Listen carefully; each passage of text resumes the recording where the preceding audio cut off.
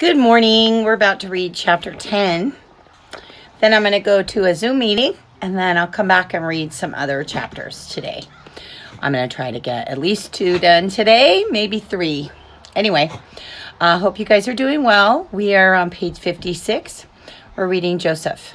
Somewhere on the Atlantic Ocean, 1939, 6 days from home. I'm scratching my face. Don't do that. I just showered, though, so I know my hands are clean. Ruthie skipped ahead of Joseph along the sunny promenade deck, happier than he'd ever seen her before. And why not? The MS St. Louis was a paradise. Banned from movie theaters in Germany because she was a Jew, Ruthie had seen her first cartoon on board during movie night and loved it, even if it was followed by a newsreel with Hitler yelling about Jews. 3 times a day, they ate delicious meals in a dining room laid out with white linen tablecloths, crystal glasses, and shining silverware, and stewards waited on them hand and foot.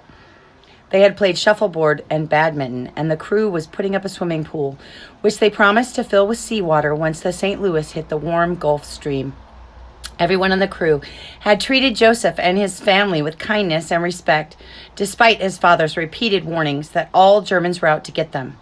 In 5 days, Papa hadn't come out of their cabin once, not even for meals, and Joseph's mother had barely left his side.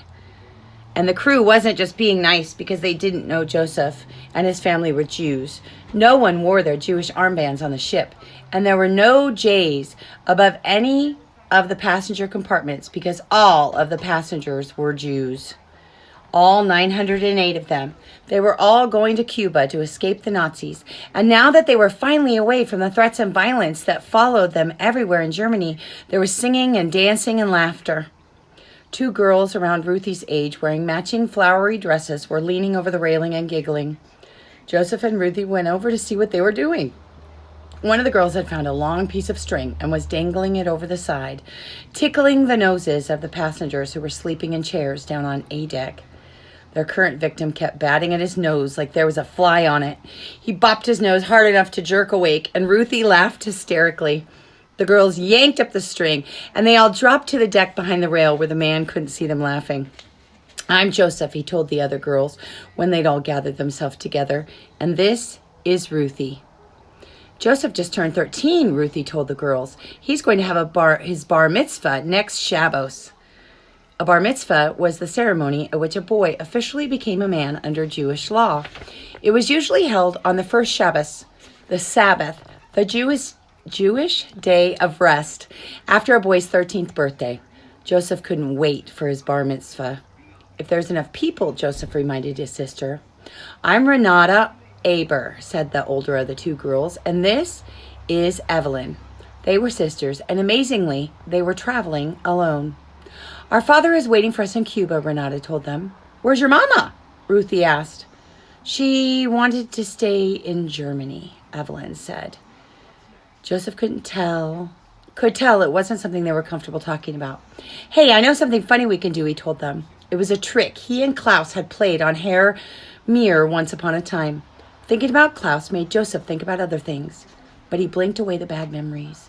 The MS St. Louis had left all that behind. "First," Joseph said, "we need some soap." Once they found a bar, Joseph showed them how to soap up a door handle so that it was so slick it was impossible to turn. They used it on the door handles of cabins up and down the passageway on A deck, then hid around the corner and waited. Soon enough, a steward balancing a large silver tray came down the hall from the other end and knocked on a door.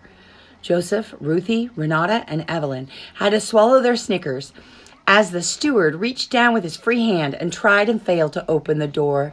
The steward couldn't see because of the big platter he held, and as he fumbled with the knob, he lost his hold on the tray, and the whole thing came crashing down with a great clatter. All 4 of them burst out laughing, and Joseph and Renata pulled the 2 younger children away before they could be caught. They collapsed behind one of the lifeboats, panting and giggling. As Joseph dried his eyes, he realized he hadn't played like this, hadn't laughed like this, for many years. Joseph wished they could stay on board of the St. Louis forever. I hope you guys are doing well. I'm going to try to read chapter 11 and 12 today so that you can do the next assignment. But I have to go attend a Zoom meeting, so I'll see you guys later. Bye.